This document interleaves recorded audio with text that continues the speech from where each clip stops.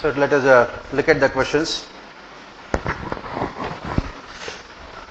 There is conflict between socio-psychological needs of workers and efficiency needs of management. Discuss. Basically, this is what Chris Argyris has said.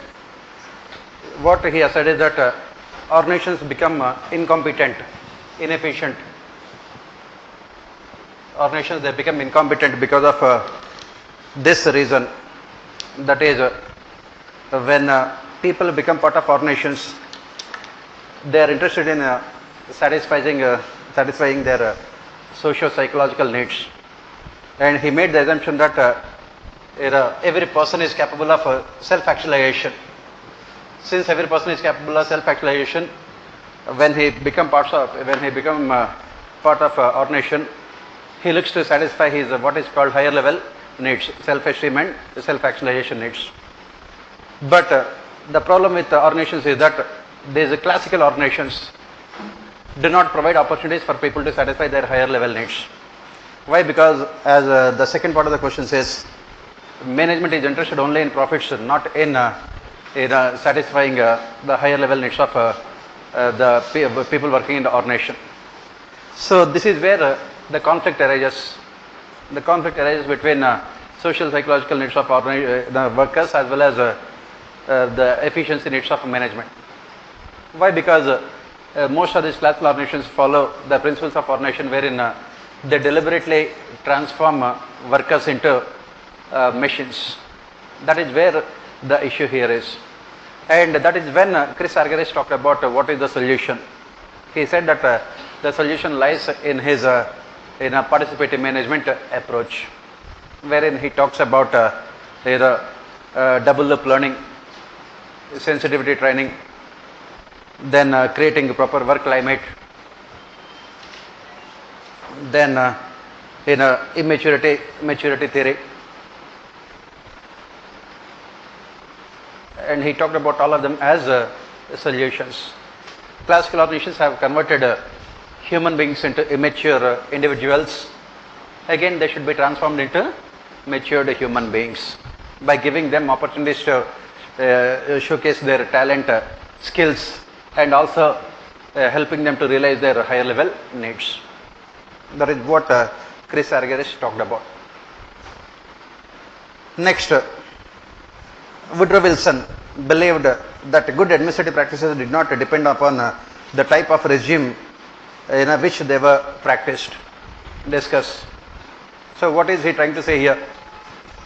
Woodrow Wilson believed that administration is a science, and public administration can truly be called a science of administration.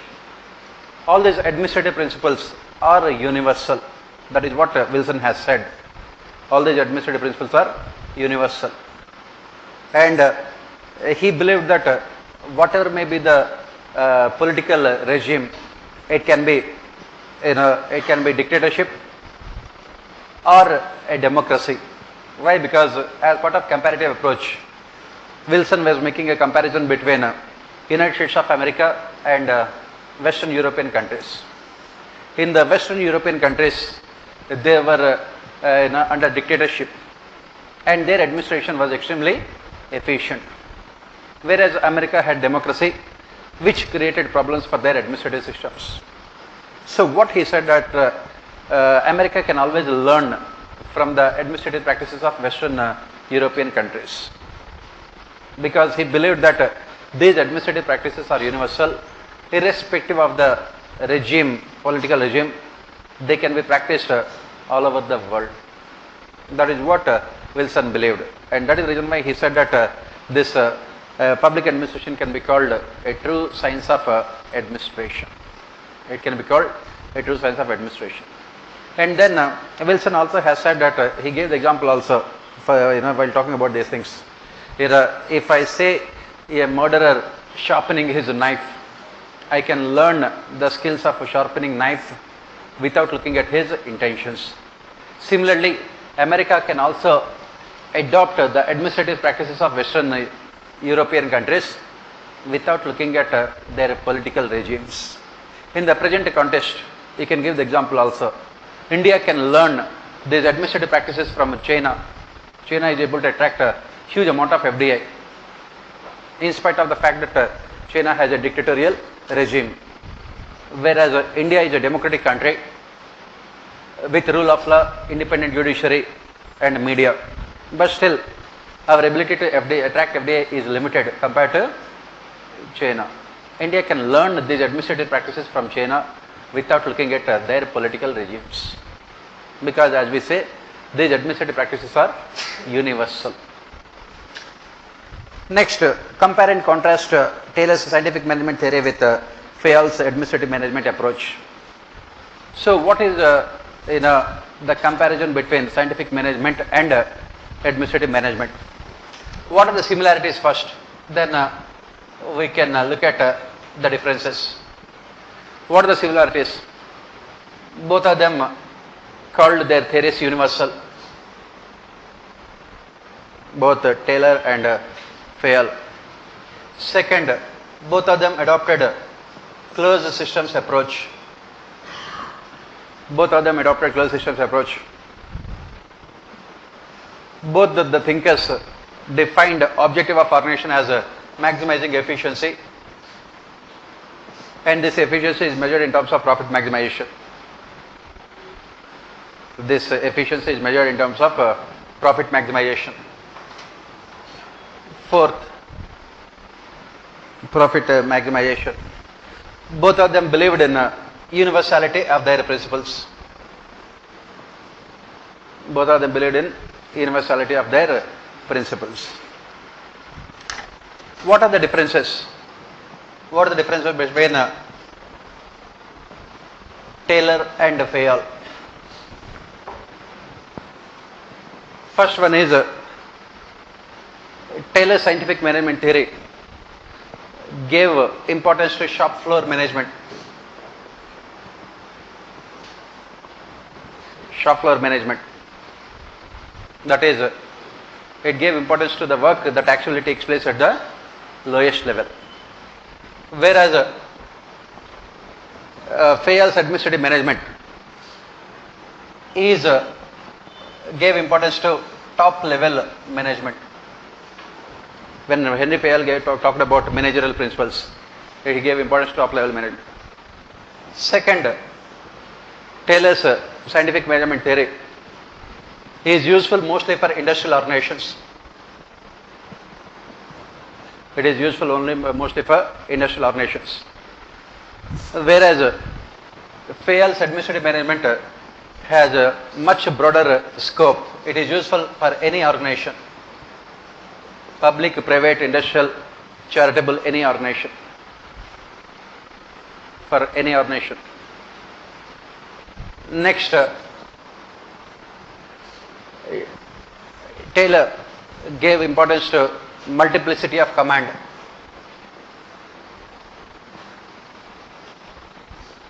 Multiplicity of command in the form of functional foremanship. Functional foremanship. Functional foremanship. Fayol gave importance to unity of command. Unity of command. Fourth,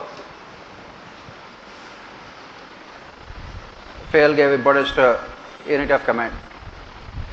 Taylor gave importance to structure of organization, physical structure of organization. Whereas Fayol gave importance to the functional aspects of organization. That's why he talked about managerial activities, functional aspects of organization. Fayol gave importance to functional aspects. Next, Taylor completely ignored the role of human beings. He completely ignored the human element within the organization, Taylor. Whereas Fayol gave importance to human beings. He gave importance to human element within the organization with principles like initiative, esprit de corps. He also gave importance to human elements within the organization. Next, Taylor conducted experiments to come out with his principles. Taylor's theory is much more empirical. He conducted experiments. Whereas Fayol came out with his principles on the basis of his personal experience. On the basis of his personal experience. He did not conduct any experiments.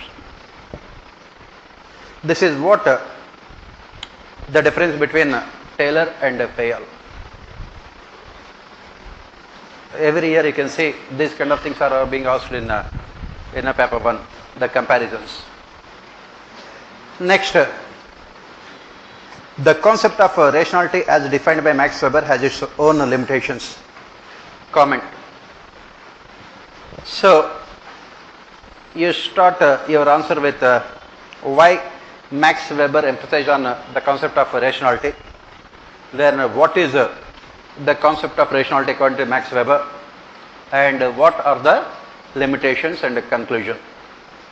So why Max Weber had come out with the concept of rationality, rational human behavior.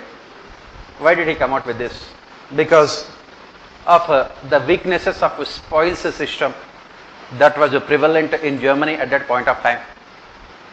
This spoils system had given huge amount of discretionary powers to public officials, which resulted in nepotism, favoritism and corruption. And Max Weber then said that the objective of bureaucracy, then Max Weber he said that the objective of bureaucracy is to ensure stability and continuity to administrative process. It is to ensure stability and continuity to administrative process. And he believed that bureaucracy can perform this function only when they are completely rational. Only when they are completely rational. And he defined this rationality in terms of both political and value neutrality.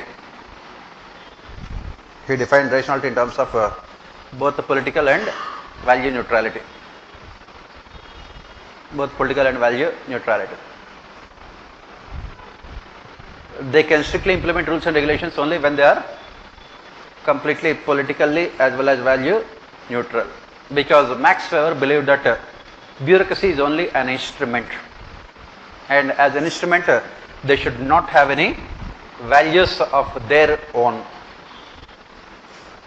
As an instrument they should not have any values of their own. That is what he said. Then what about the limitations? What are the limitations of Weberian concept of rationality? The Weberian concept of rationality might be useful for industrial organizations. It might be useful for industrial organizations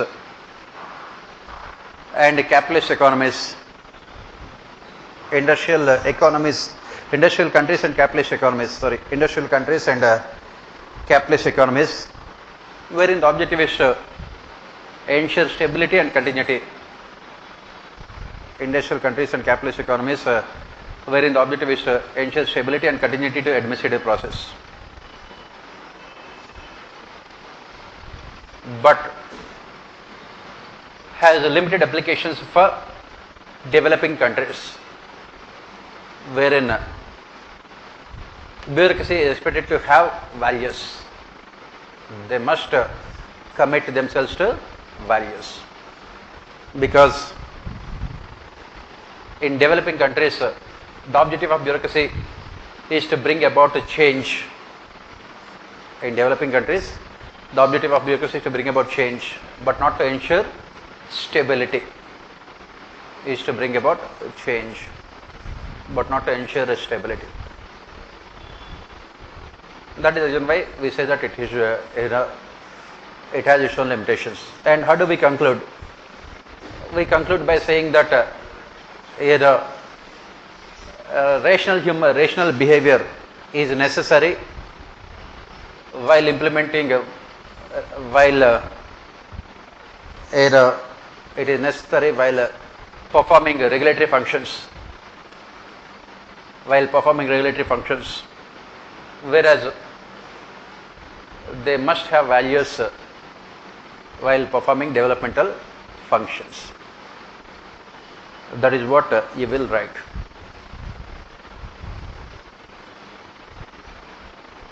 Next, NPM is an instrument to make public sector enterprise efficient and cannot be an end in itself.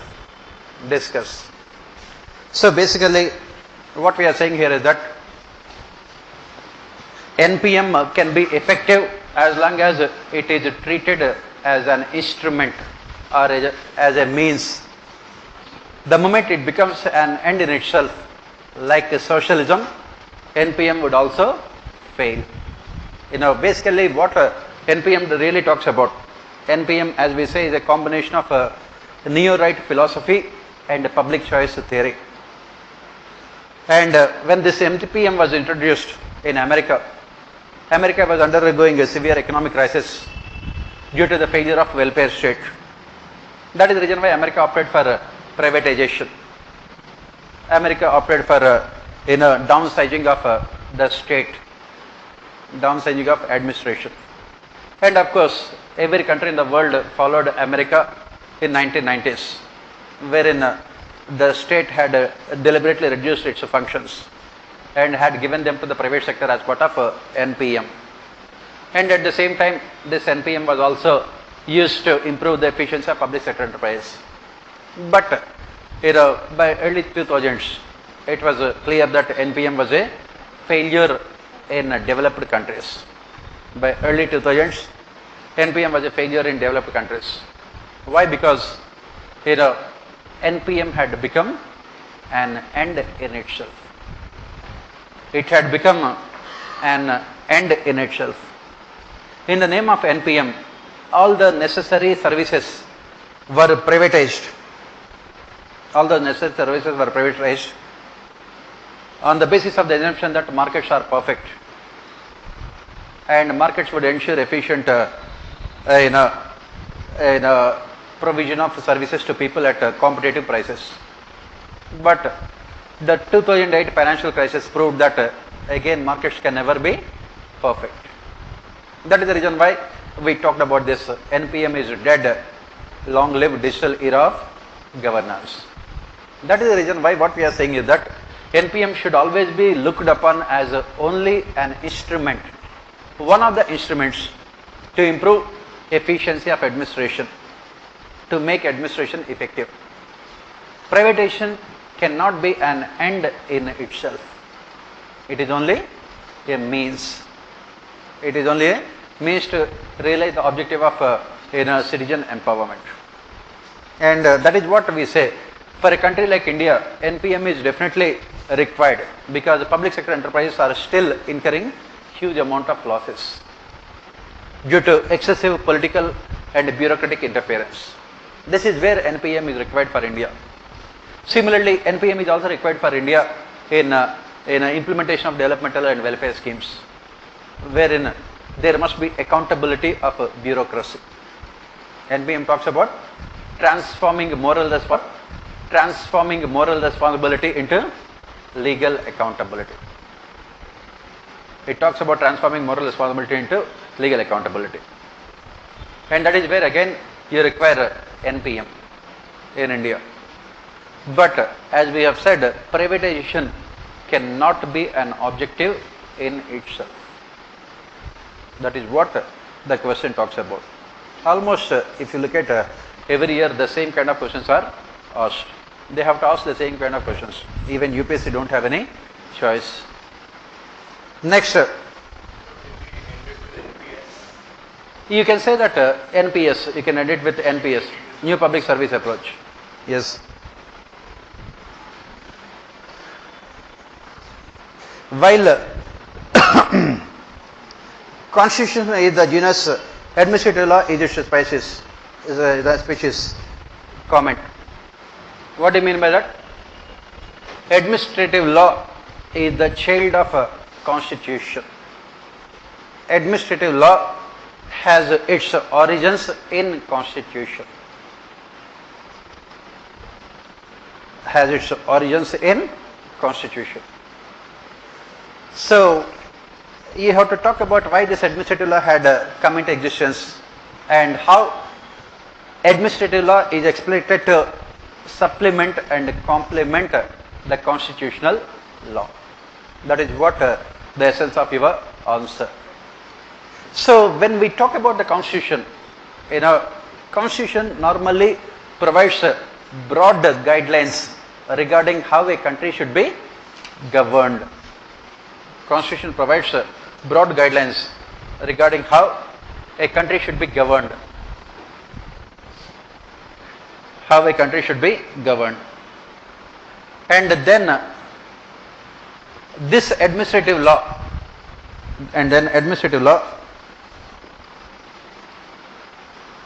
helps in realizing the objectives of a constitution. It helps in realizing the objectives of a constitution. As we keep on saying, what is the difference between constitutional law and administrative law? What is the difference between constitutional law and administrative law? Any law which is not a part of constitution is a part of administrative law. Any legislation, any law, any bylaws, any rules, any regulations which are not a part of constitution are a part of administrative law. So what are the examples of administrative law? All the statutory laws, are the laws made by the parliament, and also all executive resolutions, all executive orders issued by the government. All of them are a part of what we call administrative law. And what is the essence here? All these administrative laws are expected to reinforce the ideals of constitution. That is where we differ with A.V. Dicey. Dicey has said that administrative law is a complete contradictory to constitutional law. Dicey has said that administrative law is an evil. He called it as a devil. But we don't agree with that kind of opinion of Dicey. Why? Because this administrative law is necessary to implement the ideals of the constitution. Give all the examples. Give all the examples of administrative laws which reinforce the ideals of our constitution. For example, this Sarva Shiksha Abhiyan. The objective here is to implement the fundamental right. Right to education is part of fundamental rights. And then give the example of NRAGA, Directive Principles of State Policy. Give the example of right to health, again Directive Principles of State Policy as well as fundamental rights also. And then environmental rules and regulations, again DPSPs. And then labor laws, again DPSPs. And then transfer of powers to local self governments, again part of DPSPs. You name it, every law made by the government. Basically even take the recent flagship schemes of the government like Ayushman Bharat or the Food Security Act. All of them are nothing but the administrative laws whose basic objective is to fulfill the ideals of a constitution. That is the reason why we say that constitution is the genus and administrative law is its species. Constitution is the parent and administrative law is the child of constitution. Administrative laws basically are enacted by parliament to implement the ideals of constitution. That is what you have to write. And then you can write about the other point of view also. Sometimes administrative laws can be contrary to constitutional laws also. For example, this AFSPA, Armed Forces Special Powers Act, which restricts the fundamental rights of the citizens. Give the example of the recent amendments, AOPA. then recent powers given to NIA. These are all contrary to constitution also. Why? Because they take away the fundamental rights of the citizens. You can talk about emergency, that also.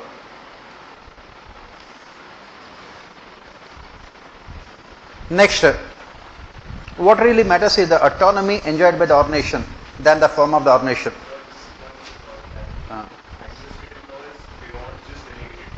Obviously. Exactly. Anything that is not part of the constitution will be automatically part of administrative law. That is the reason why the scope of administrative law we say that has expanded so much that there is no difference between administrative law and constitutional law. Yes. Obviously, administrative law must conform to the ideals of the constitutional law. That is where judiciary will come into picture. So we can say that it cannot go beyond constitution. It can never go beyond constitutional law. But again, the government can always. Look at what is happening in Jammu and Kashmir. People don't have any fundamental rights there now. In the name of safety and security, national safety and security, the government can curb the freedoms. Judiciary also will not interfere. In the much bigger and larger interest of the country, you can definitely restrict the fundamental rights. Next, what really matters is the autonomy enjoyed by the ordination than the form of the ordination. Discussed in the context of public corporations. Again, when it comes to questions related to public sector enterprises or public corporations, the same question will always be asked.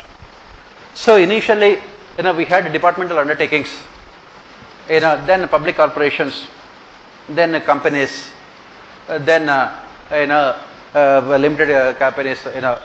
The different forms of public sector enterprises what we have. What is the basic division of public sector enterprises into these major forms?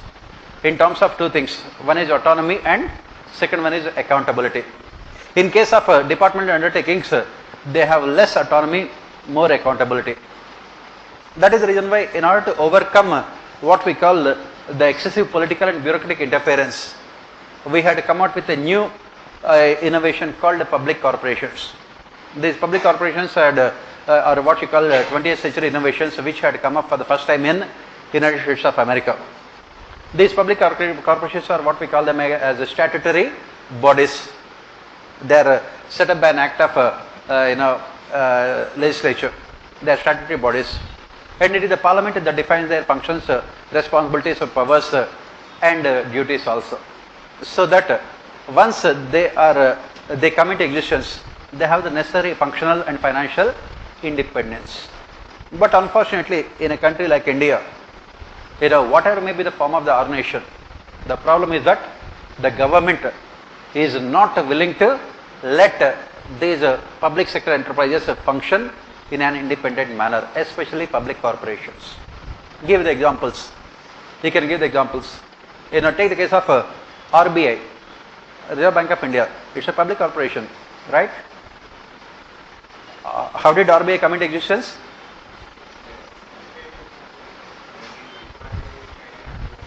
As part of 1935 Government of India Act, it had come into existence through a legislation. RBI is a statutory organization by certified. And did the government give independence to RBI? And if you talk about independence and RBI, Modi starts laughing. RBI and independence. Okay. For example, demonetization. RBI board was asked to give. You can mention these things. Similarly, public sector banks. Again, public corporations. Public sector banks. Again, what is the problem with there? Why they have been a failure? Excessive political and bureaucratic interference. The huge amount of NPS of public sector banks is because of excessive political and bureaucratic interference. And when you talk about banking sector reforms, the government does everything in the name of reforms, by merging all the banks in the world, not only Indian banks. Okay, but the government will never give them functional and financial autonomy, excessive political and bureaucratic interference. I give the example of Air India, public corporation. Here, Air India has already gone into air, never to return back, Chandrayaan. Okay. So, but the government will never talk about giving freedom. That is where the problem. So that is the reason why what we are saying is that whatever may be the form of organization, departmental undertakings or public corporations or companies, the real test of their functioning is on the basis of how much freedom the government is willing to give to them by reducing excessive political and bureaucratic interference. That is what we keep on saying. Whatever may be the form of organization, it does not really matter at all, as long as the government is not willing to give them complete functional and financial independence. That is what we say. That is the reason why we talk about NPM. The essence of NPM is to give them autonomy and at the same time make them accountable for their performance. Next, public policies are not formed in isolation. Success or failure of a particular public policy depends on other interrelated policies. Discuss with specific examples from Indian administration. So what we are saying here is that when we study about the features of public policy, this is what we say.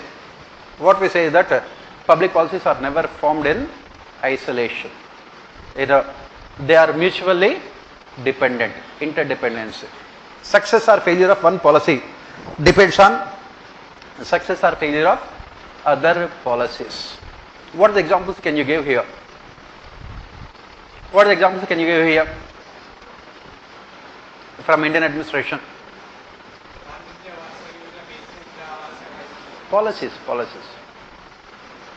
not programs. Policy is different from a program. Yes, in a fiscal policy and monetary policy.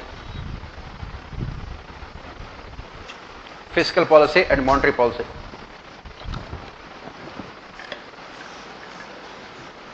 Normally, the government always follows expansionary fiscal policy. Government follows expansionary fiscal policy. Whereas always RBI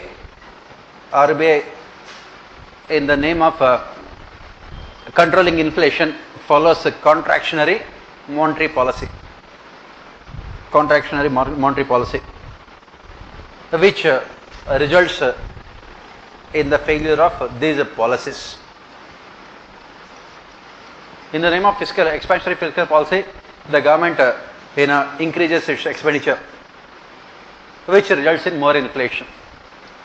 When RBI follows contractionary monetary policy by increasing the interest rates, its policy can be ineffective due to expansionary fiscal policy of the government. Next, what are the other examples you can give? What are the other examples you can give?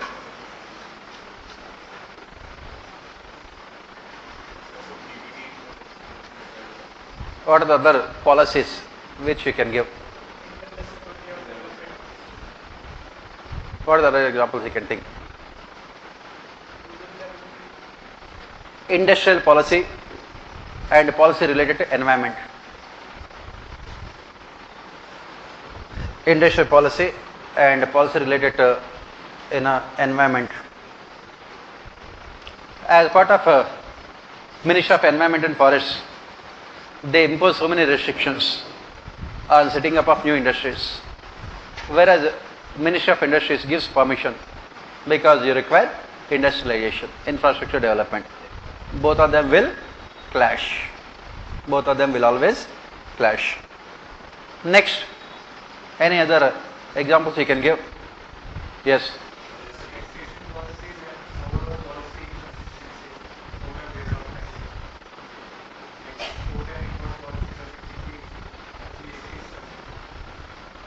Taxation policy.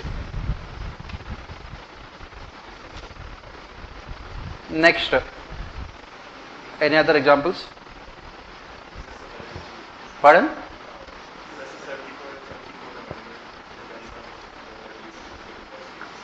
Where is the conflict? No, you have to talk about a clear-cut conflict between two policies of the government.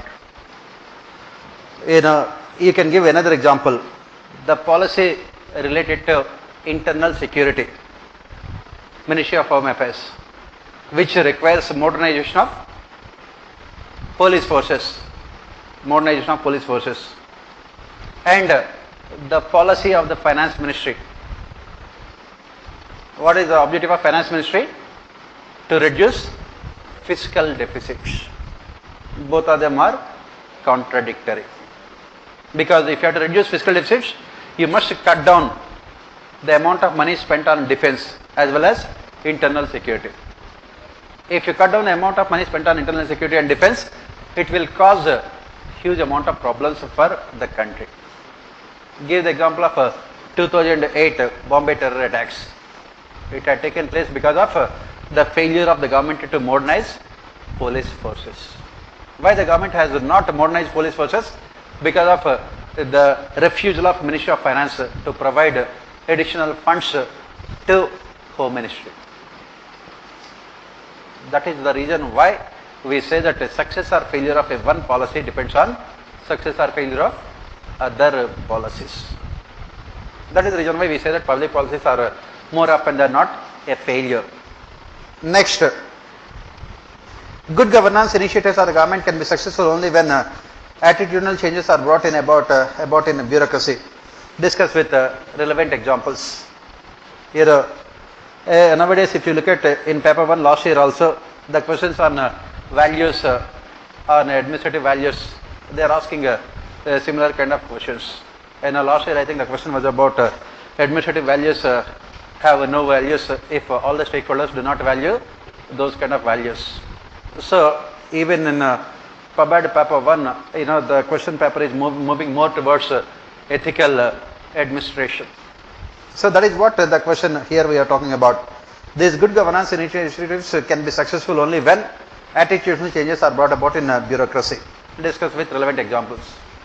So what are the good governance initiatives that we have undertaken in the last 20-25 years as part of structural reforms? We talk about 73rd, 74th Amendment. Then we talk about citizen charters, social audits, then e-governance, then RTI, right to information. Then we talk about anti-corruption initiatives.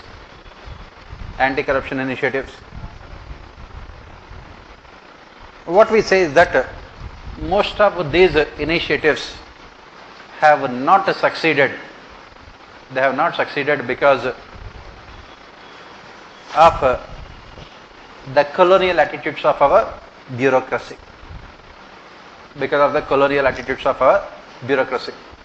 All these structural reforms have been a failure.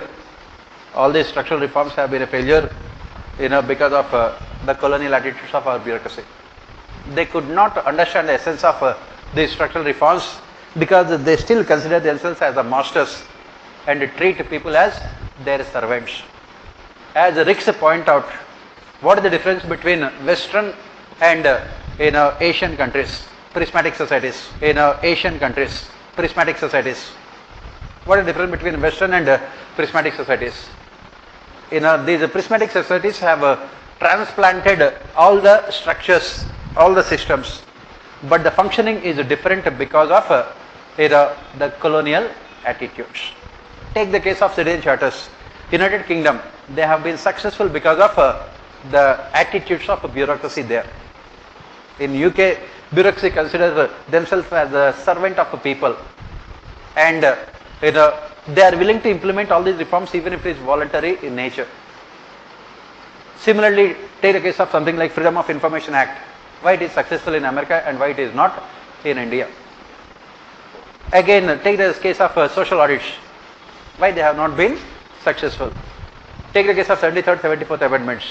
All these things point out only to one thing, that is our failure to bring about attitudinal changes. Why we have not been able to bring about attitudinal changes?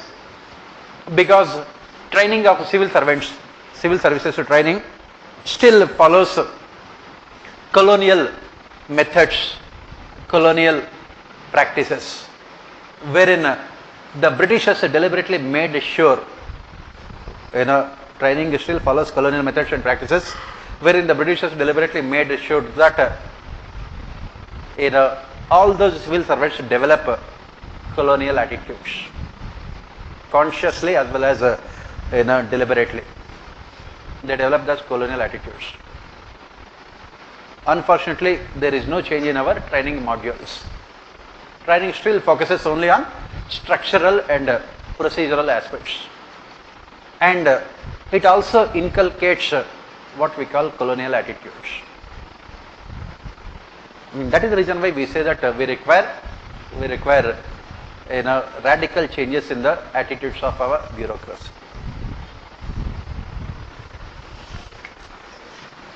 Next, sources of public debt are as important as its quantity. Analyze. What do you mean by that? Sources of public debt are as important as the quantity of public debt. So, what are the sources of public debt? What are the sources of public debt? What are the sources of public debt? How can we raise, how can we get this loans and advances, everything else, the debt of the government? What are the sources? One is internal, second one is external. Internal sources and external sources. Internal sources and external sources. When it comes to external, we talk about two of them, short term and long term. Short term debt and long term debt. So, what the question says is that these sources are as important as the quantity of your total debt. Why it is very important? Because if the component of external debt, in your overall debt is very high, it can result in lot of economic instability. Is very high, it can result in economic instability. And again within this, what is important is the short-term debt. Short-term debt, it can result in more volatility in your foreign exchange markets. If the short-term debt is high, it can result in more volatility in your foreign exchange markets also. And you can give the examples here, of after 2008 financial crisis. After 2008 financial crisis, these PIGS countries, Portugal, Ireland, Italy, Greece and Spain, they faced a severe economic crisis. Portugal, Ireland, Italy, Greece and Spain, they faced severe economic crisis because of high external debt. Their economies had collapsed because of a very high external debt. Very high external debt. And similarly, in 1991, Indian economy also collapsed because of this severe balance of payment crisis. Severe balance of payment crisis. On the other hand, there is problem with internal debt also. What is the problem with internal debt? The problem with internal debt is that it can result in crowding out of investment. it can result in crowding out of investment. Crowding out of investment. And this is when you can talk about the present situation in India. You can say that at present in India, external debt is very less within the manageable limits. Even within external debt also, the long-term debt is high compared to short-term debt. Long-term debt is high compared to short-term debt. It can ensure stability to your forex market also. And that is the reason why recently the budget proposed sovereign bonds. Recently the budget also proposed sovereign bonds, so that we can overcome the problem of crowding out of investment. We can overcome the problems of crowding out of investment. So this is what you have to write for these questions. Next, come to the second part. Discuss the evolution of development administration in India. What are the challenges faced by it in the current scenario? Suggest measures. How development administration in India has evolved. So, what do we say? How it has evolved in India, development administration.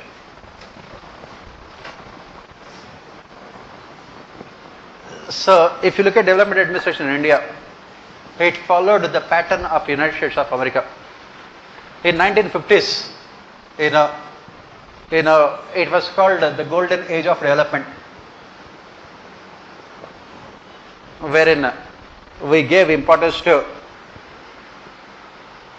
heavy and large scale industries, investment led growth, heavy and large scale industries, investment led growth.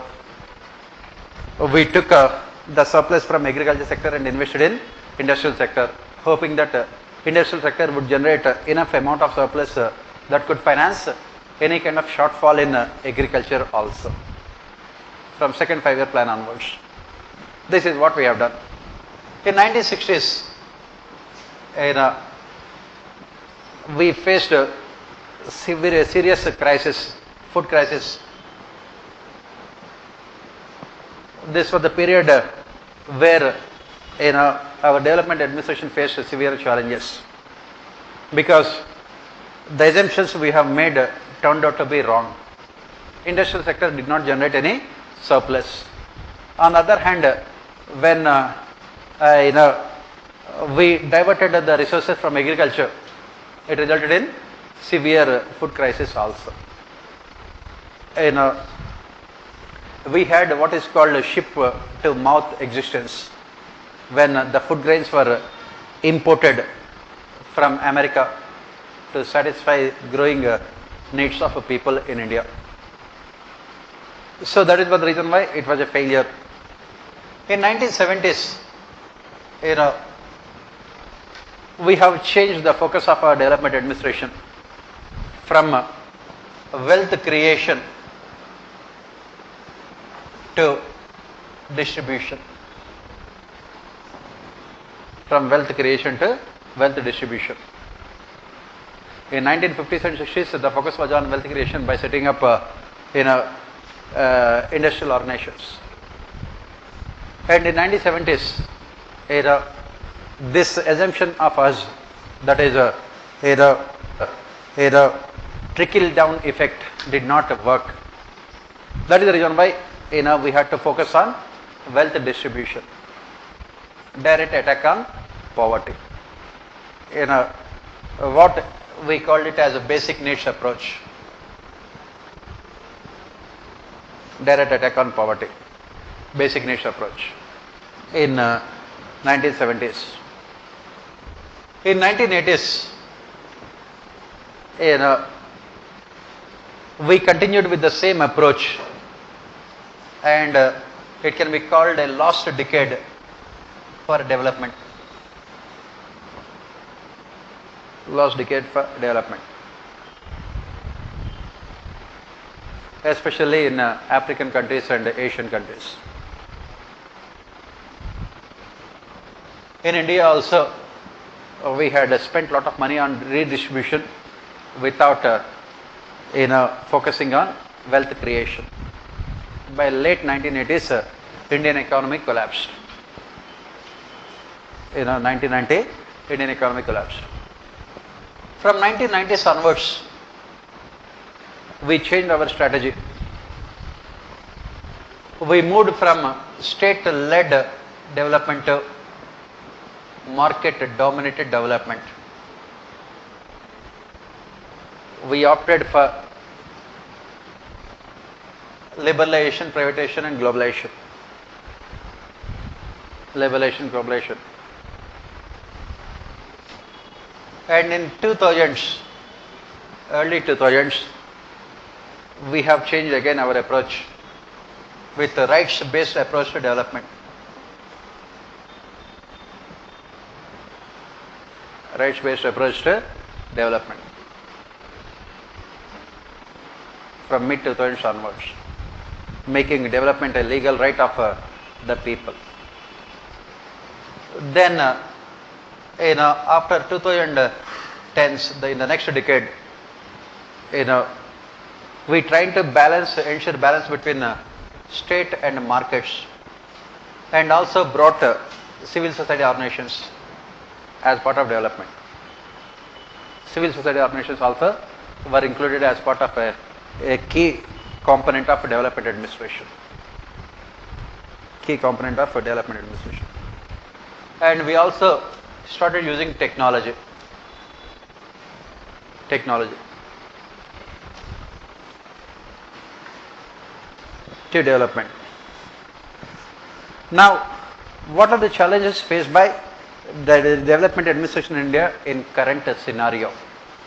What are the challenges faced by the development administration in the current scenario? What are the challenges in the current scenario as far as development administration is concerned? First one is how to ensure participation of citizens in development. How to ensure participation of citizens in development. Second, how to reduce corruption in development administration. How to reduce corruption. Third, how to reconcile conflicting interests of various actors involved in development process. Various actors involved in development process. Political executive, bureaucracy, civil society organizations, pressure groups, NGOs, private sector, multinational companies. How to ensure how to resolve the conflicts between various actors involved in development. Fourth challenge is ensuring balance between economic growth and ecological equilibrium.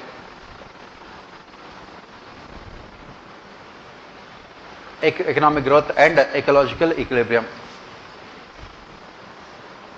Next, we have added a new dimension to development, that is gender and development. Gender and development. How to make sure that development process is initiated by women and ultimately benefits women also. Gender and development. Next, another challenge is how to ensure equitable and inclusive growth.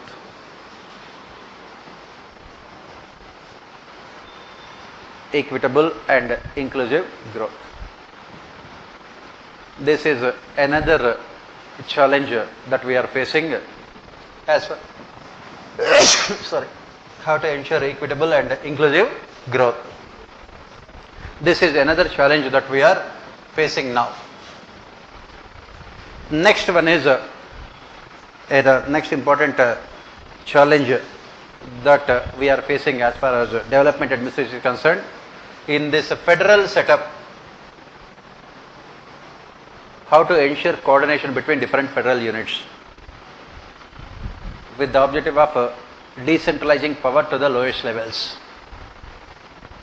How to ensure coordination between different federal units, the center, state and local self-governments with the objective of decentralizing power to the lowest levels. These are all the challenges. And what are the measures? What are the measures? Next, you can include another challenge also, that is how to use technology. Use of technology to ensure that the fruits of development reach targeted sections of society.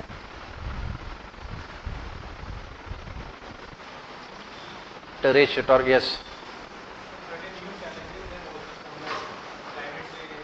We have included economic growth versus ecological equilibrium. Technology. Everything we have mentioned. This is enough. If you want more, because first let us find solutions to them. What are the solutions? What are the solutions? How to ensure participation of citizens? How to ensure participation of citizens in development process? How to ensure participation of citizens? By decentralizing power to the lowest levels. By adopting new localism. New localism. With the help of citizen charters and social audits. Making citizen charters and social audits mandatory. How to reduce corruption? How to eliminate corruption? With the help of outcome budgets, effective grievance redressal mechanisms, and by eliminating politicization of development at the lowest level. Outcome budgets, use of technology, and effective grievance redressal mechanisms, and by eliminating politicization of development at the lowest level. How to remove conflicts? By adopting what we call NPG approach, new public governance approach to development. New public governance approach to development. How to ensure economic growth and ecological equilibrium? By making disaster management an integral part of development process. Disaster management an integral part of development process. Gender and development. By adopting reforms like gender budgeting, empowering self-help groups, and through affirmative action in the form of reservations and others. Basically, we are talking about entire syllabus of your general studies here. Yes, sir. Freely, we are giving you tips of all the entire syllabus of general studies, right? Only these questions you will find in all your 4 papers of GS only, right? But we don't have any copyrights here. You can use this information shamelessly in all your GS papers also, right? I don't have any copyrights. Next, how to ensure equitable and inclusive growth? How to ensure equitable and inclusive growth? By focusing on agriculture. Agriculture still contributes to more than 50% of our employment. By ensuring a job-led growth, job-led growth. Focusing on agriculture by ensuring job-led growth.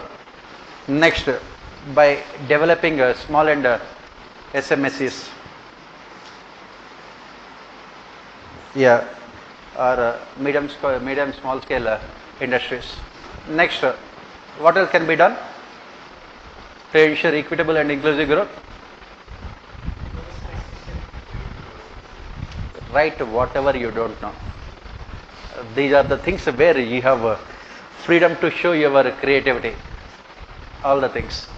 Next, how to ensure this is through collaborative federalism. collaborative federalism, with the principle being, what is the principle behind this collaborative federalism? Yes, subsidiarity principle. Those functions that can be performed best at the lowest level should be only performed at the lowest level. Only those functions which cannot be performed by local self government should be transferred to state and central governments. And how to use technology, that is what digital governance, with focusing more on cyber security, digital governance. Next,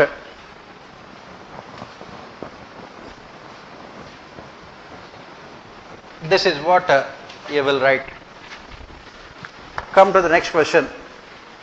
Analyze important budgetary reforms to make the budgetary process more transparent and accountable with specific reference to India.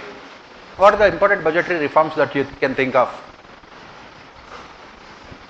The second IAS in its report on financial management talks about all these budgetary reforms. What are they? First one is outcome budgets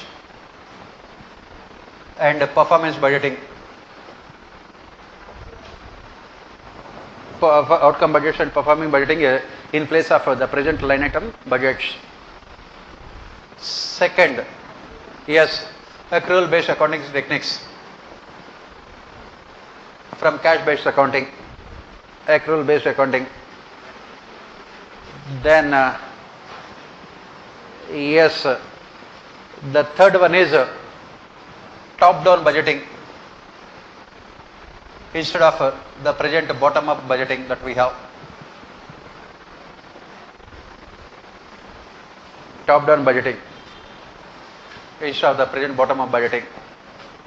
Next, multi-year budgeting to overcome the problems of the rule of lapse. Multi-year budgeting. Next, sunset legislation, zero based budgeting, sunset legislation, ZBB, sunset legislation. Next, what are the other budgeting reforms that you can think of to make it transparent and accountable? Next, all major initiatives of fiscal policy should be part of only budget. Normally, the governments come out with so many policy measures outside the budget, making the budget irrelevant. Major fiscal policy announcement should be part of the budget only, so that budget would retain its relevance. Next, what are the budgetary reforms, other budgetary reforms? There must be close coordination between Ministry of Finance and RBI, because fiscal policy and monetary policy should always go together. Should always go together. Next, the government must create proper incentive structures. It must create proper incentive structures to ensure the success of budget, both from revenue side as well as expenditure side. For example, income tax and other taxmen should be given incentives to realize the revenue targets. Similarly, in terms of transforming outlays into outcomes, again bureaucracy can be given incentives to realize the budgetary estimates. This is what next the government can do to make a budgetary process more transparent and more accountable. Next, what else can be done? Budget should be an example of good governance, that is consensus and participatory in nature. Budget should be participatory and consensus oriented.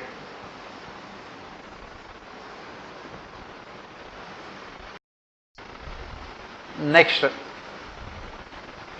it should be participatory and consensus oriented. That means the finance minister should hold much wider consultations and to know about the views of people, so that budget becomes more participatory and more consensus oriented. Next, what else can be done to make our budgetary process more efficient, accountable and transparent? Anything else you can think of? Recommendations of parliamentary committees should be included in budgetary proposals. PAC, Estimates Committee, Committee on Public Sector Enterprises, not departmental related committees. Their recommendation should be included in the budgetary proposals to ensure the participation of legislature also. Next, a guillotine should be removed from parliamentary procedures. Guillotine should be removed from parliamentary procedures, so that budgetary proposals are discussed, debated and voted upon. Guillotine should be removed from parliamentary procedures. So you can write all these things as part of budgetary reforms. And then you can talk about green budgeting. We can also have green budgeting to find out the environmental impact of our economic growth and development. Then this making gender budgeting also mandatory for all developmental and welfare schemes. Gender budgeting also mandatory for all developmental and welfare schemes. So you can write all these things as part of budgetary reforms. Next question. The prismatic model of risks is useful for studying three different types of societies: highly developed Western industrial societies and traditional agrarian societies, as well as developing societies. Discuss. That is what we say.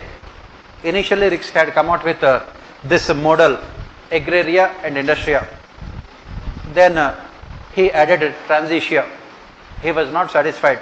Then he came out with fused prismatic, fused and diffracted, and finally the prismatic model.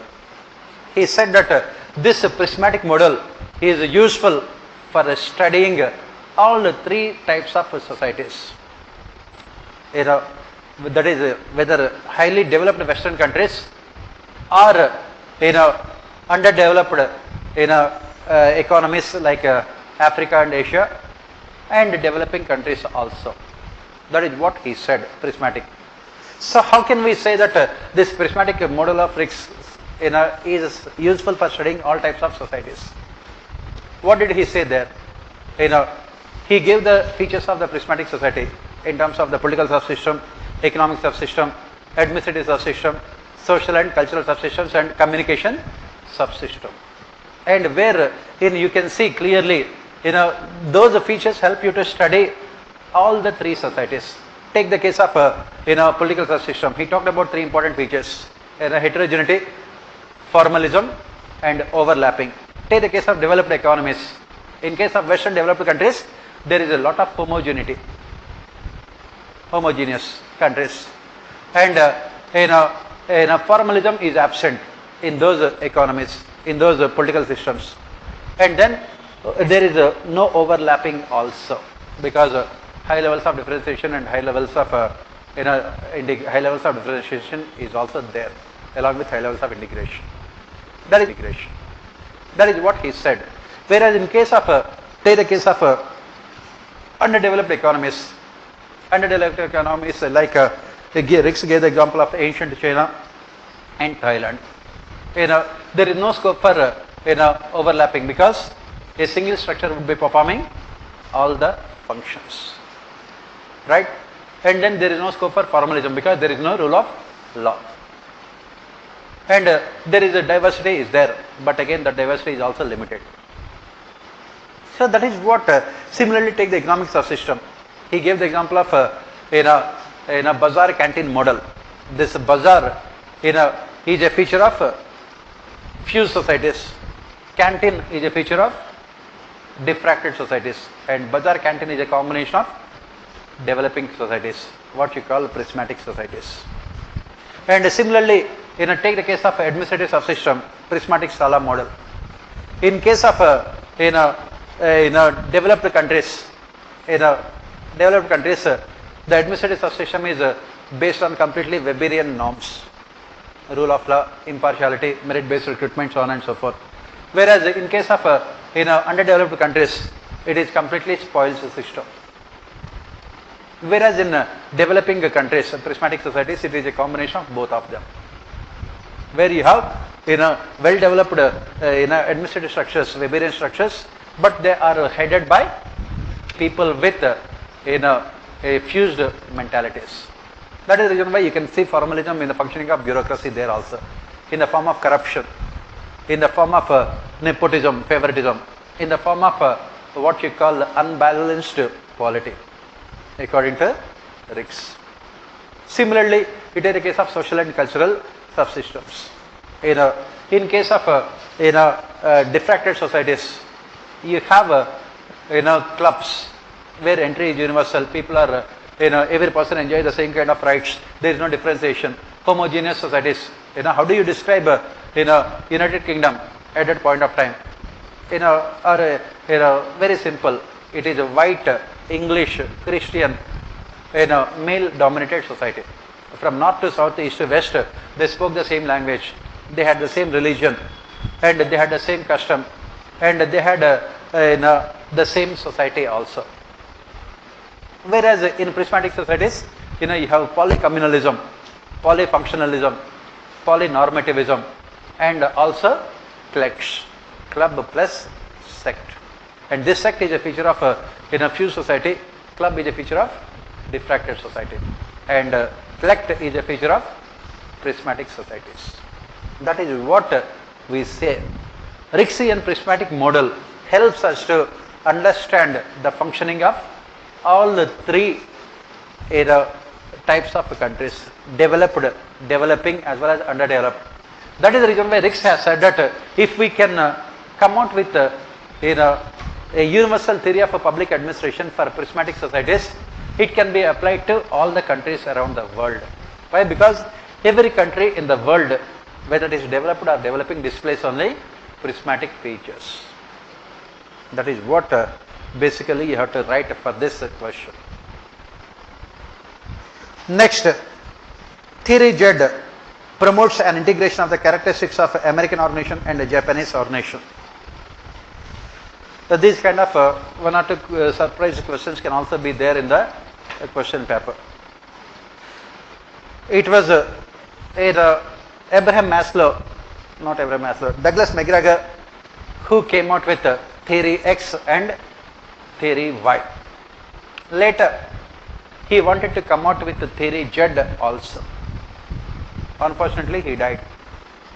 He said that McGregor, Douglas McGregor, he died very early, at a young age.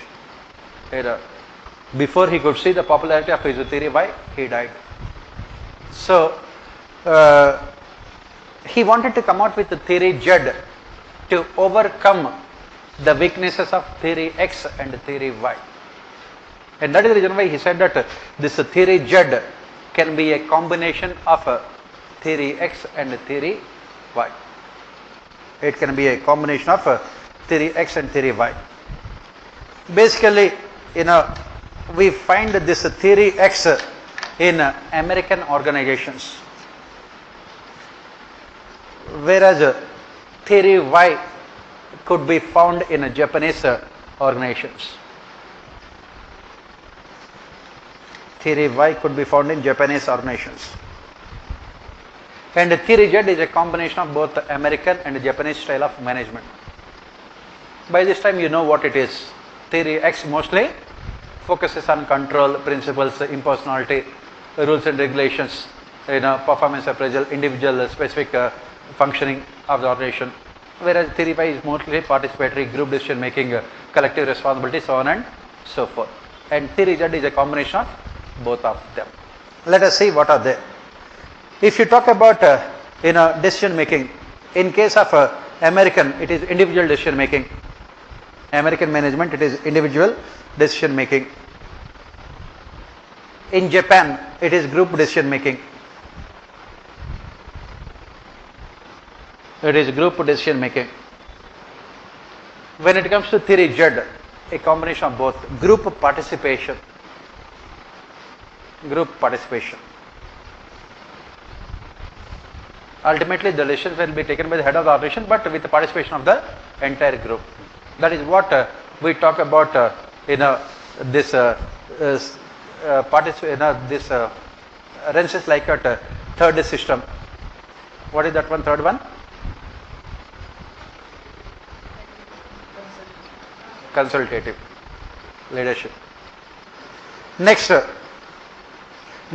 in American management, it is individual responsibility. In Japan, it is group responsibility. In Japan, it is group responsibility. When it comes to theory Z, a combination of individual and collective responsibility.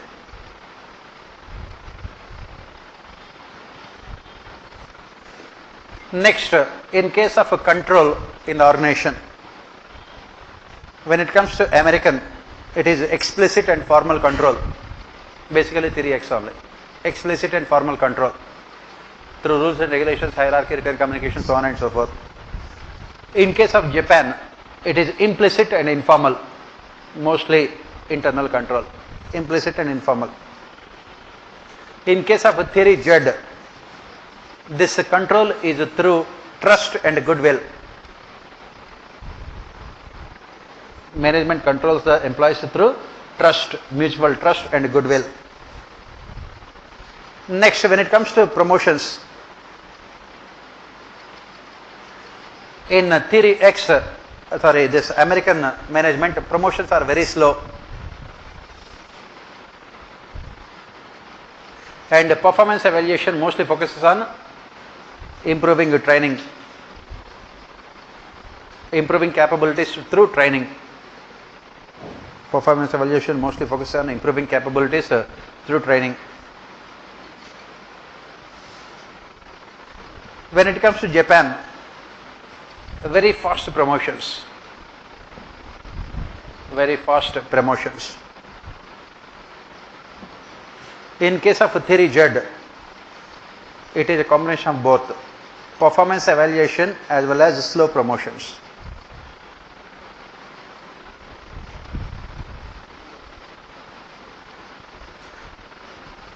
Next, in case of career advancement, career development, in America, very specific career path. In America, very specific career path. Basically, position classification. Whereas in Japan, job rotation and much broad-based training. Job rotation and much broad-based training.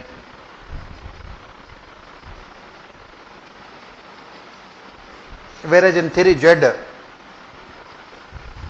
it is mostly job enrichment. Job enlargement and job enrichment.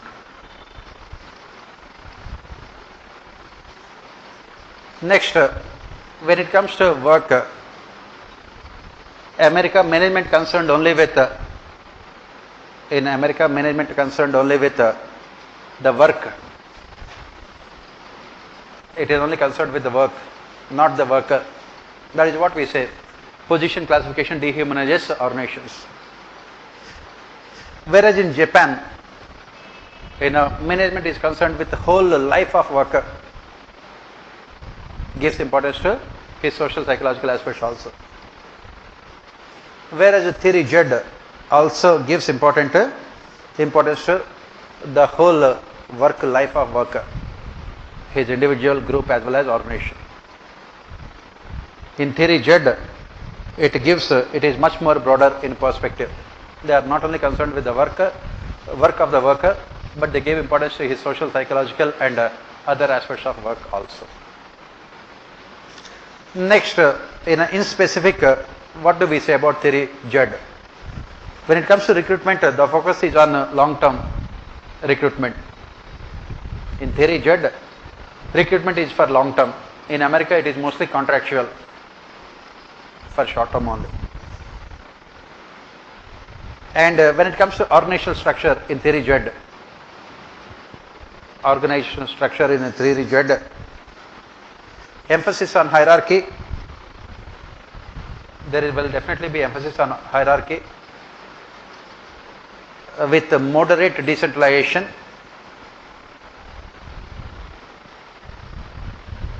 and job enlargement.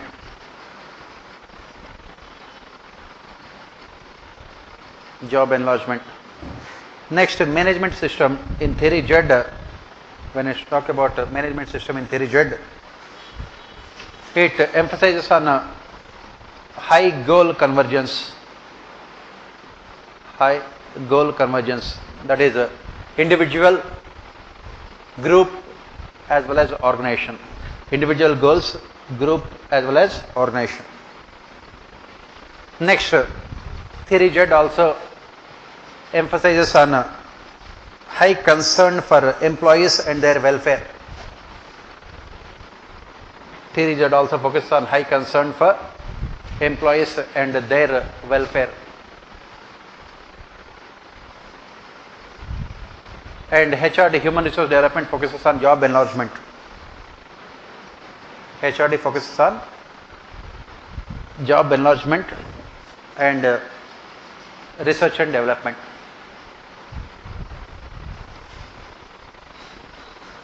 And that is the reason why in India we are also trying to adopt this theory Z in our personal administration. That is the reason why we are talking about 360-degree performance evaluation.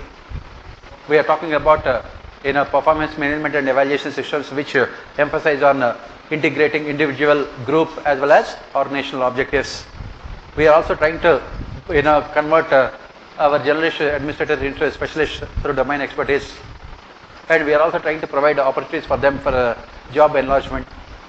That is what we say, combination of theory X and theory Y. That is what theory Z is all about.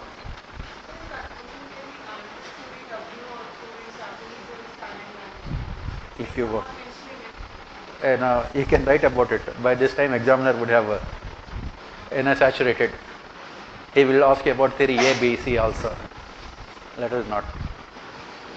Already theory Z. Z is the end. Right? Next, human resource development is possible only when all aspects of from recruitment to performance evaluation are done in a scientific manner. Discussed with relevant examples from Indian administration. So why this concept of human resource development had come into existence? That is what you start your answer with. Why? Because during the initial stages, classical theories only focused on treating people working in organization as another factor of production. Classical theories equated human beings working in the organization as another factor of production. They treated workers as another factor of production. And that is the reason why classical theories also try to convert workers into capital to improve their efficiency. Because industrial revolution had become successful because of this technology and capital. They also wanted to convert human beings into this fixed capital. And initially they succeeded also with these principles of ordination. But later, when the people were looking to satisfy their higher level needs, classical organizations did not provide opportunity for them to satisfy their higher level needs. That is when thinkers like Douglas MacGregor had come out and popularized the concept of human resource development. They said that people working in organization are not mere another factor of production. They are called human resources. People working in organization are called human resources. They are not like another factor of production like land or machinery. They are dynamic factors. They are called human resources. And they said that efficiency of organizations in the long term depend on human resource development. Efficiency of organizations in the long term depend on human resource development.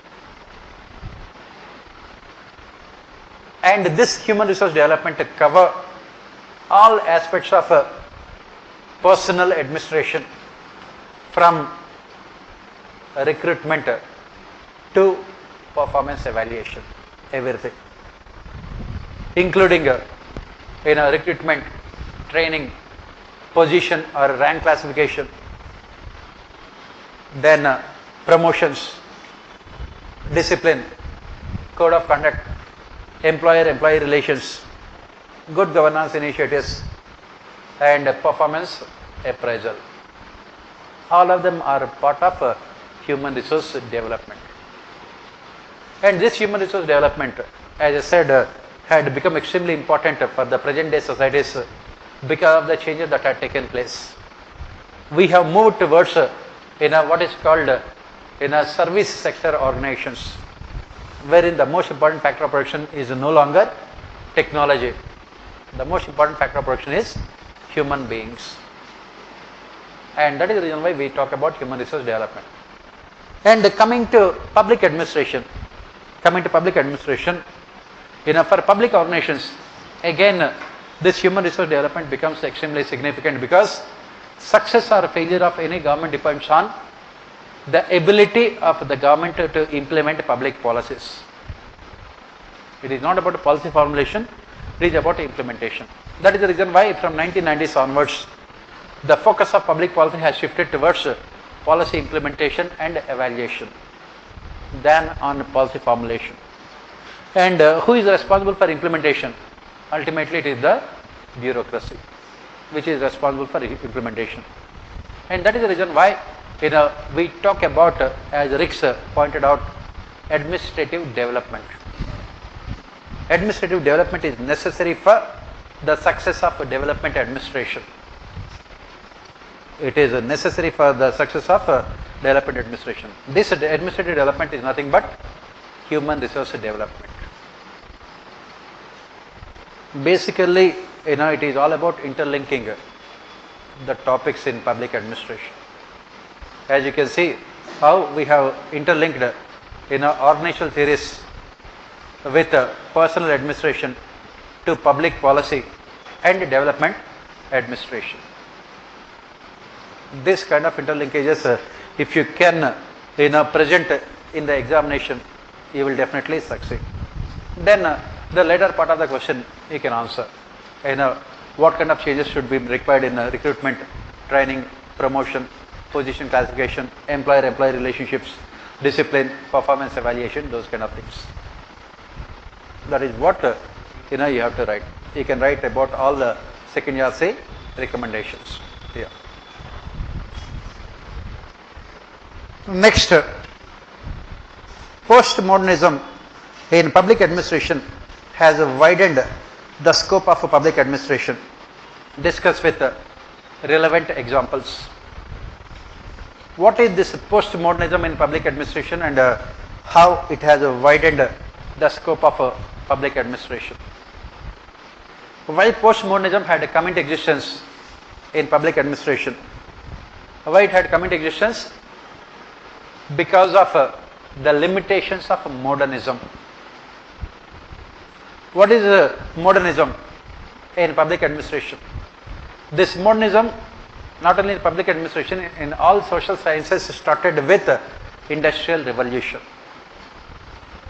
Industrial revolution and revolution. And in political science, it resulted in democracy. In economics, it resulted in capitalism, market-based economies. In society and culture, it resulted in society, culture and religion, it resulted in secularism. Secularism. In public administration, it resulted in Weberian bureaucracy. Weberian bureaucracy. And if you look at all four of them, all of them had their origins in one particular thing, that is rationality. Capitalism is based on rational human behavior of both producers and consumers. Democracy is based on rational choices of people, public choices. And bureaucracy, Weberian bureaucracy is based on again rational human behavior. Similarly, in the society, Renaissance, you talk about questioning God and separating religion from the affairs of the state. But what happened? This modernism had its own limitations. It has failed also. Why? Because this representative democracy, along with capitalist economies, could not ensure inclusive and equitable growth. We thought that representative democracy, capitalism, state-led development, on the one hand you have capitalism, markets, and also on the other hand state-led development, would result in overall growth and development. But it did not happen. It did not result in inclusive and equitable growth. And that is where we talk about post-modernism. This post-modernism had an impact on again all academic disciplines. It had an impact on all academic disciplines again. Post-modernism.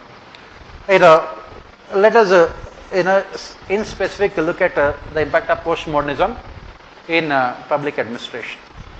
They questioned, this post-modernism had questioned all the assumptions of modern theories of ordination, the classical theories of ordination. And they said that these modern theories of ordinations have been a failure. That is the reason why in public administration this post-modernism had resulted in what we call different developments.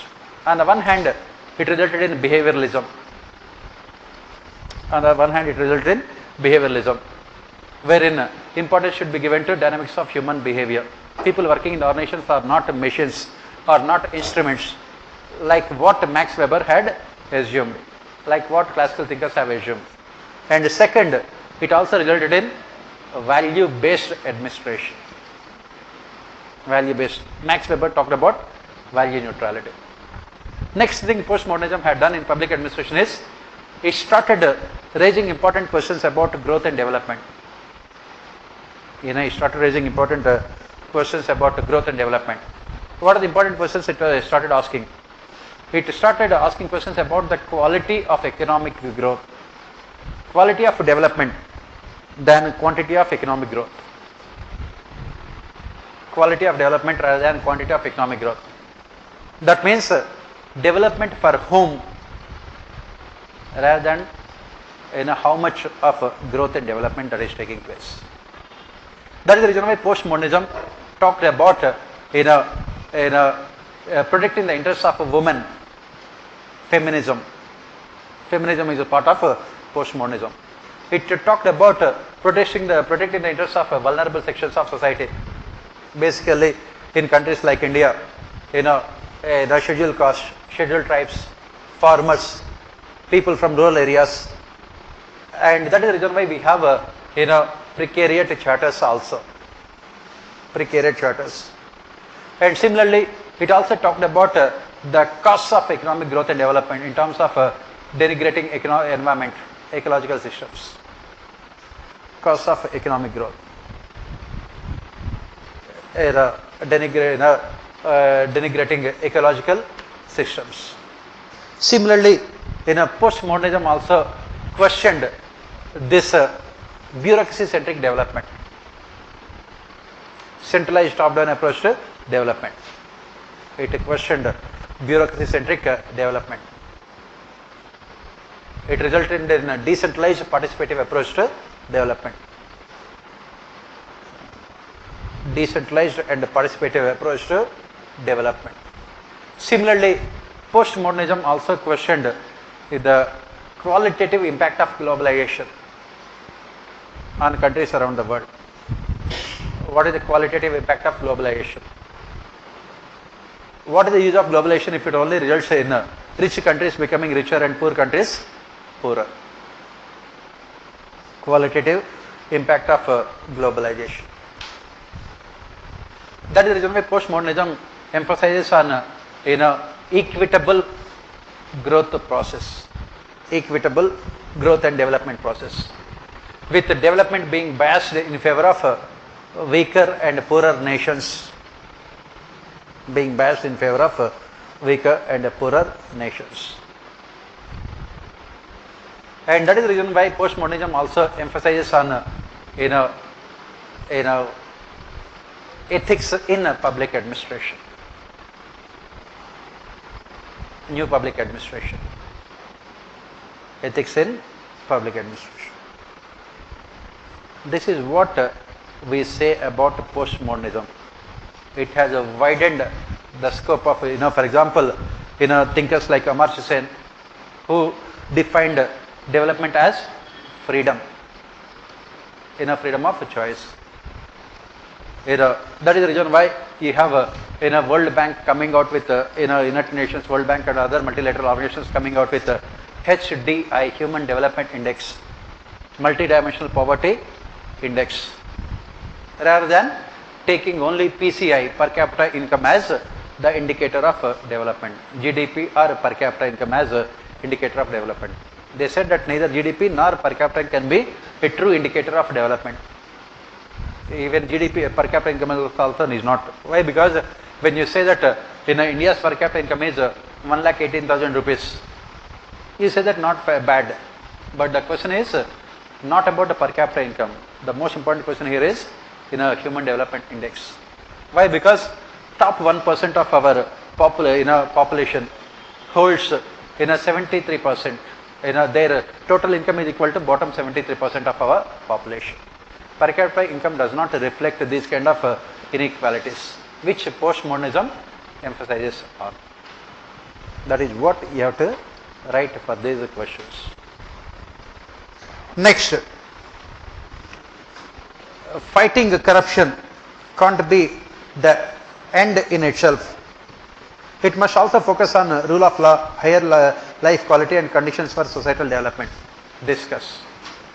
So what we are saying here is that fighting corruption does not mean removing corruption in administration. If you say that fighting corruption means only removing corruption in administration, it is only half the work done. Honest administration is necessary but not sufficient. You require not only honest administration but also efficient and effective administration. That is the reason why we say that reforms process should not only focus on eliminating corruption but also making administration efficient and effective. Why our fight against corruption is a failure? Because we focus only on eliminating corruption without correspondingly making administration efficient and effective. And that is the reason why the question talks about it. It says that fighting corruption is not an end in itself, cannot be an end in itself. What is required is, it should also focus on implementation of rule of law. It should also focus on implementation of rule of law. It should also focus on improving quality of life, and we should also focus on creating conditions for societal development. So what do we mean by that? What do we mean by that? That means the fight against corruption should be multidimensional in its perspective. It should be multidimensional. That means the reforms must focus not only on eliminating corruption but also on these things.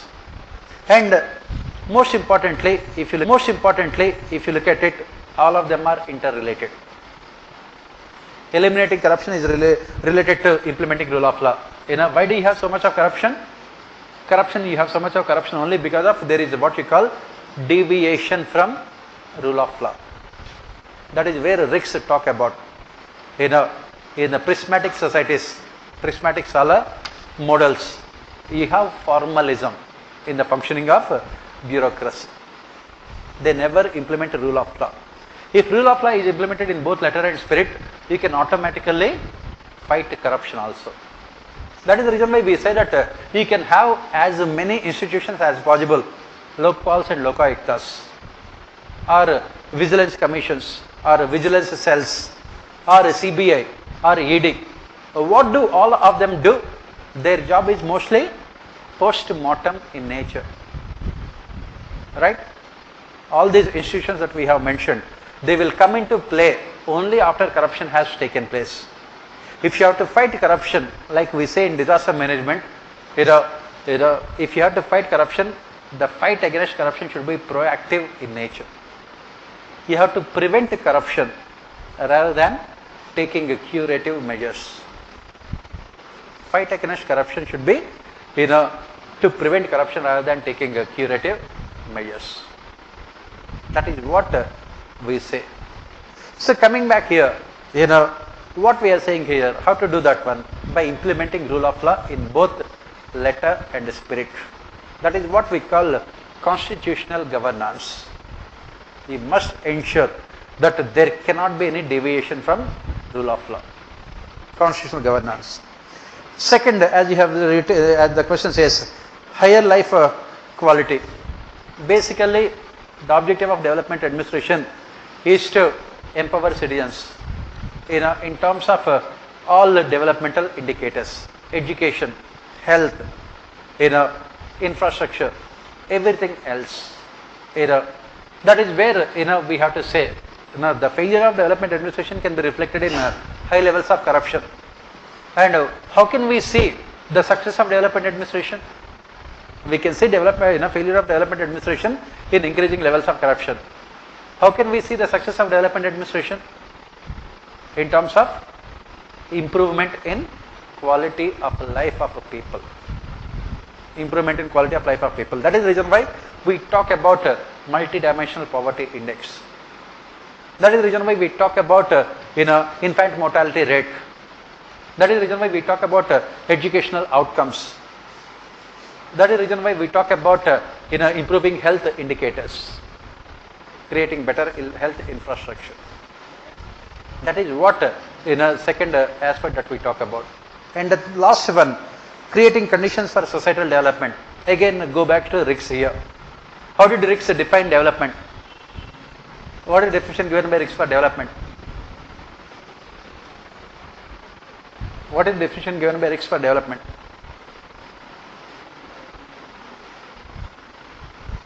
What is the definition of Ricks for development? Please remember, in public administration, it is your holistic perspective that will help you to score more than 300 marks. That is the reason why I gave the questions in such a manner that each question requires knowledge of all the entire syllabus. How did Ricks define development? Ricks defined development as the increasing autonomy, the process of increasing autonomy of social systems by raising levels of diffraction. Right? That means by raising levels of integration as well as differentiation.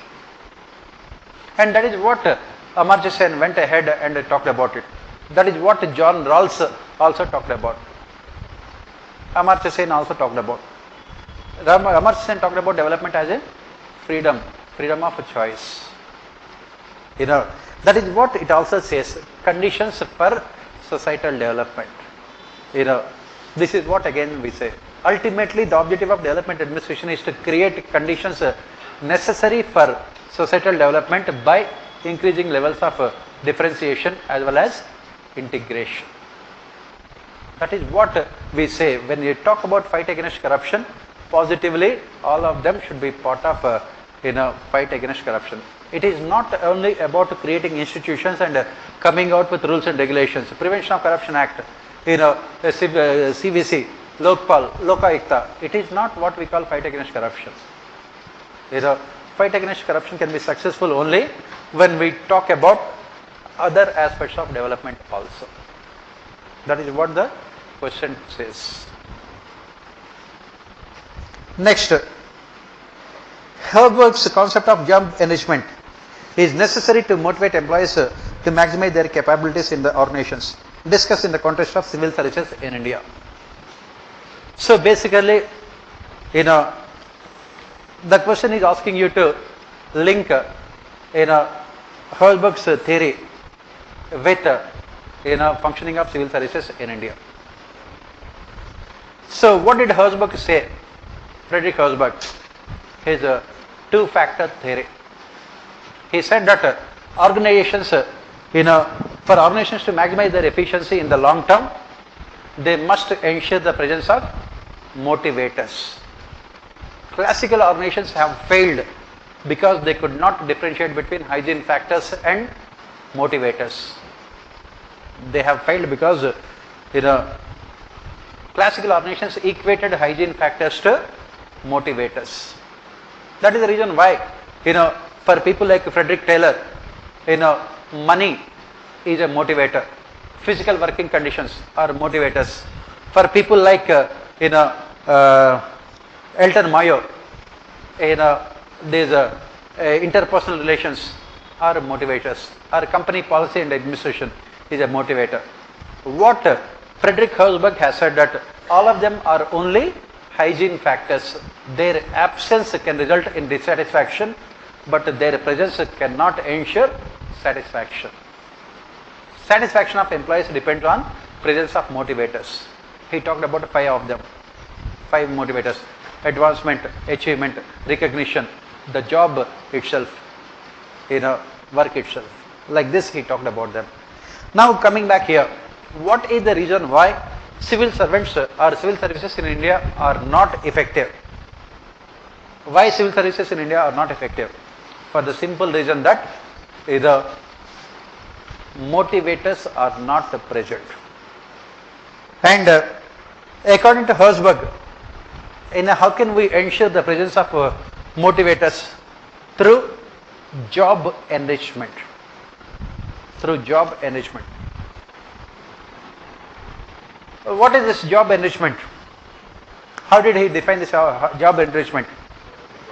He defined this job enrichment in terms of horizontal and vertical job loading. In classical organizations, you have only horizontal job loading, whereas what is required is vertical job loading. Vertical job loading. What is vertical job loading? Giving opportunities for people to acquire new skills and also in the process to reach higher level positions, so that their job can be made more interesting as well as dynamic.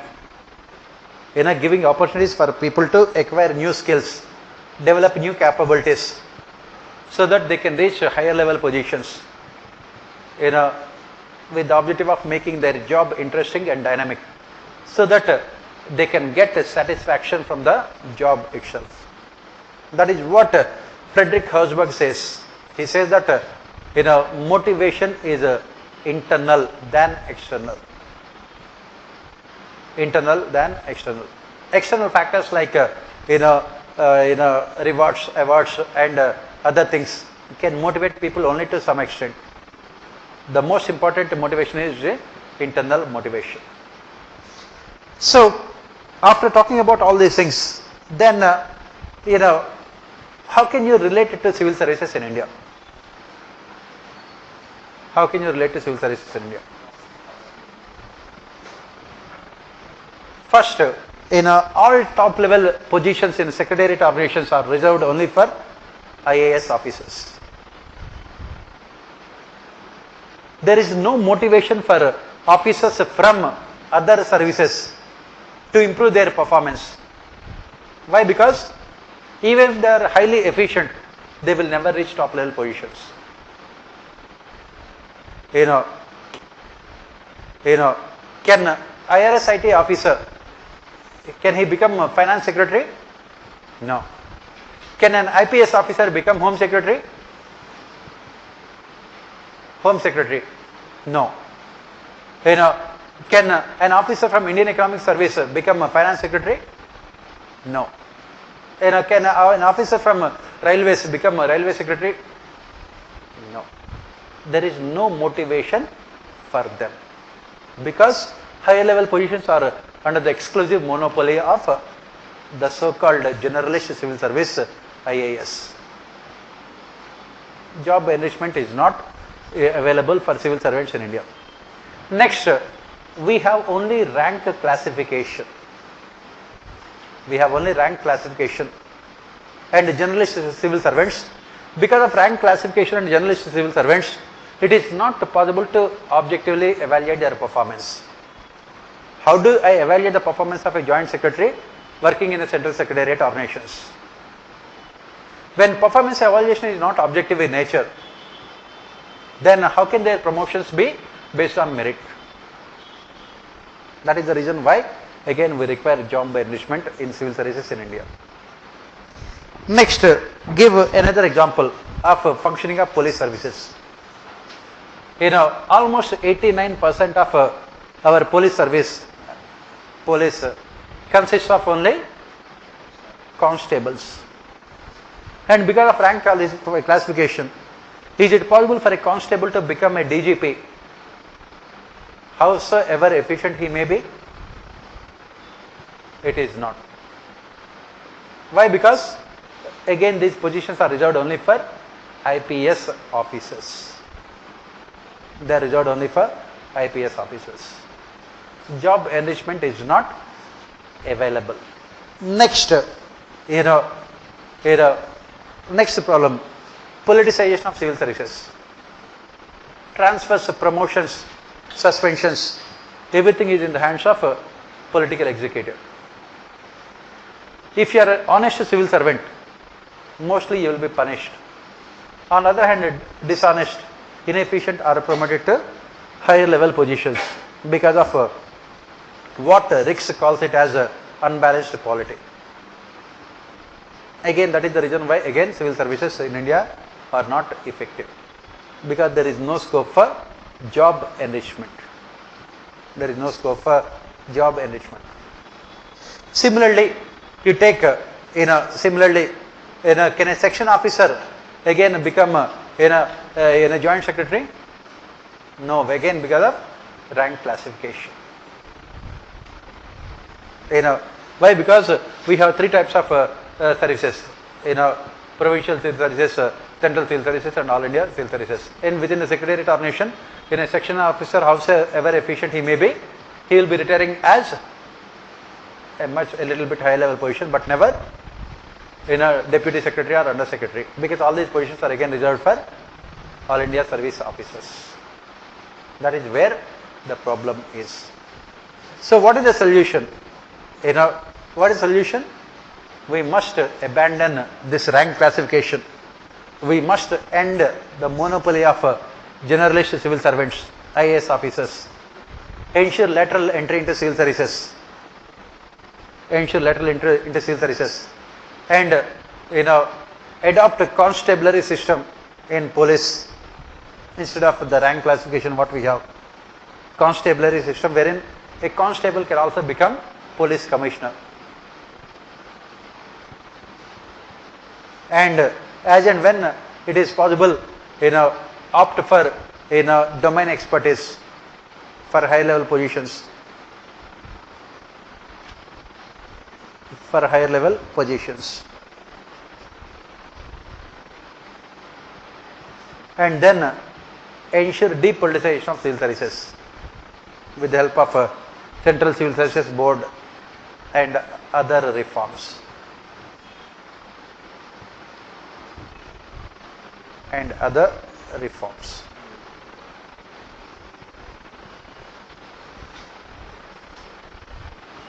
So this is what we write here. Next, public policies are not successful in India due to elite mass model in policy formulation and bureaucracy-centric implementation. Discuss with relevant examples.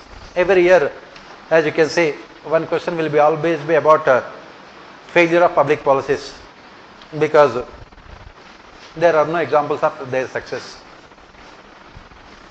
So that is the reason why every year the question will be about why public policies are a failure or what are the solutions. So the question here says that public policies are in India are a failure because of two important reasons. One is elite mass model in policy formulation. Second one is bureaucracy-centric implementation. What is this elite mass model? This is part of what we call incrementalist paradigm. Incrementalist paradigm. What does this model says? It says that any society is divided into two groups of people, ruling elite and ordinary masses. And who are part of this ruling elite? Basically political executive, bureaucracy, big industrialists, and a few other powerful sections of society. And ordinary masses, they are a vast majority of population. They are illiterate, backward, and poor also. And what does this elite mass model says? It says that it is the ruling elite who formulates policies for ordinary masses. It is the ruling elite who formulate policies for ordinary masses. Not only do they formulate policies for ordinary masses, they also formulate policies for themselves also. They also formulate policies for themselves also. So when they are formulating policies for themselves as well as for ordinary masses, what is their objective? What is their objective? Their objective is to ensure that ordinary masses will always remain poor, backward, always. They wanted to ensure what is called status quo, equilibrium. What you call it as low level of equilibrium, very low level of equilibrium. But if the people remain poor all the time, they can also revolt against the government. That is the reason why what is the ruling elite says, what do? They bring in what is called insignificant improvements. That is why it is called incrementalist paradigm. They bring in insignificant improvements in the lives of ordinary masses so that they would never revolt against the government. And they will always ensure status quo.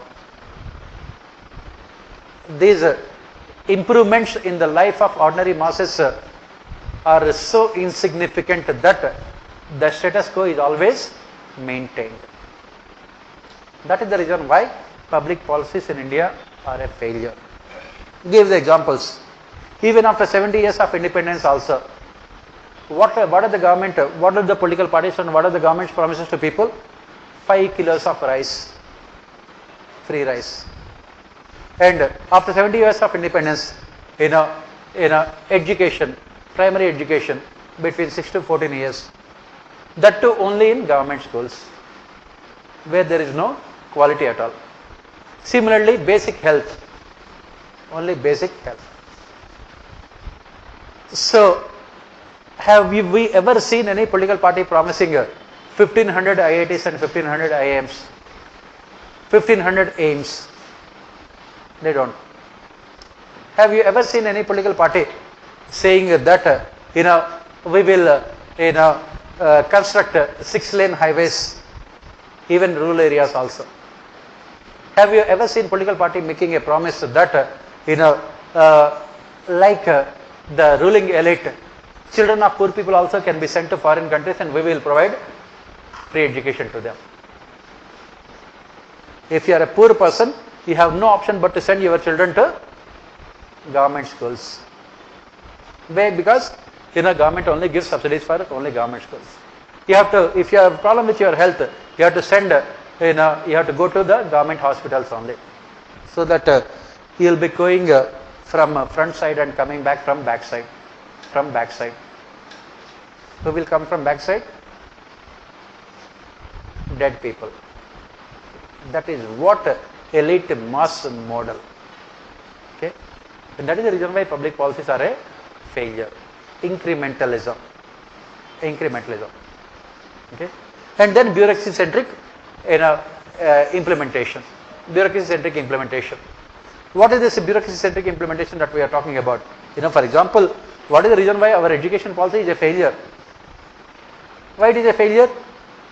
It never goes beyond primary education.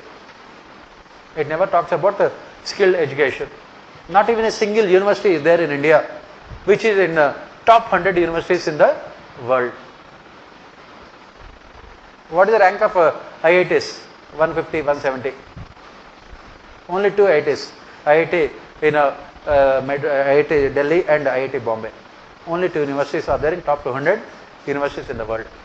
Why don't the government, why don't the political party make a promise that in the next 5 years we will ensure that at least 50 institutions will be there in top 100 universities in the world, like in United States of America.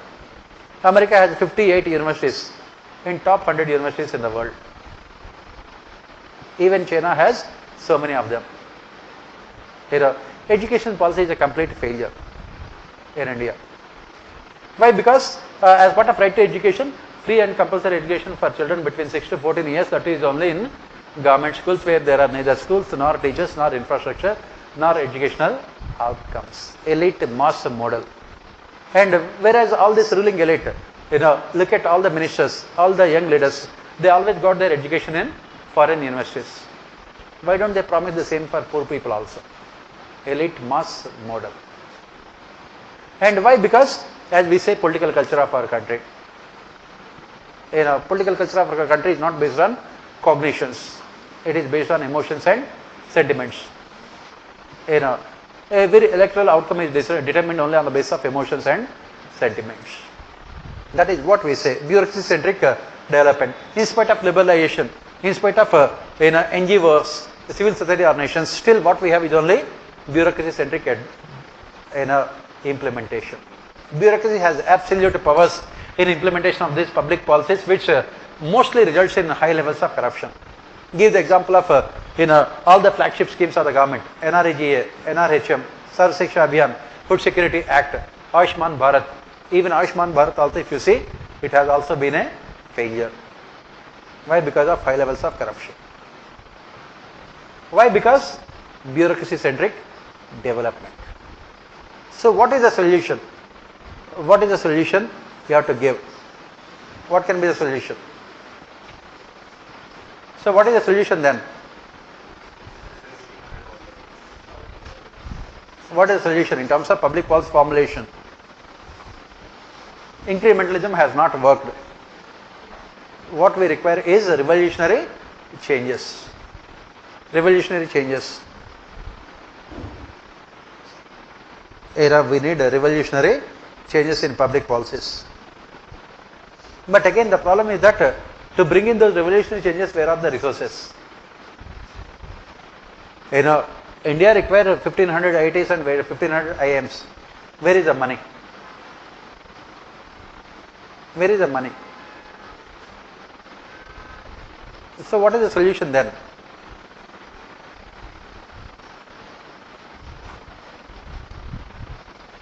In terms of public policies, what is the solution?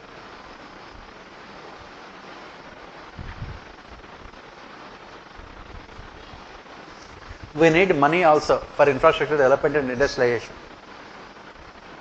What is the solution? The government must cut down on its revenue expenditure, unproductive expenditure. By targeting welfare schemes, by reducing corruption in implementation of welfare schemes. For example, 2.2 lakh crores of rupees is spent on Food Security Act, out of which according to Niti Aayog and Planning Commission, 70% is only going into administrative expenditure and corruption. You require political will, and this political will come only when people are informed about what is happening within the government. So the solution lies in creating awareness among the people so that they can demand reforms, so that public policies reflect the needs of the people. Political populism is replaced with what is called rationality in public policy formulation. And then the other solution is not difficult to implement, from bureaucracy centric to citizen centric implementation process. That is not difficult to implement, but it also requires political commitment, citizen centric implementation. It also requires lot of commitment.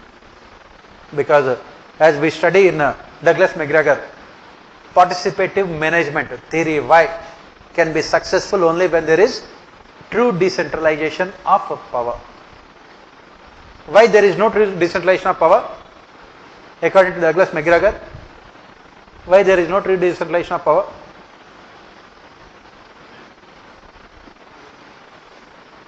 Why there is no true decentralization of power?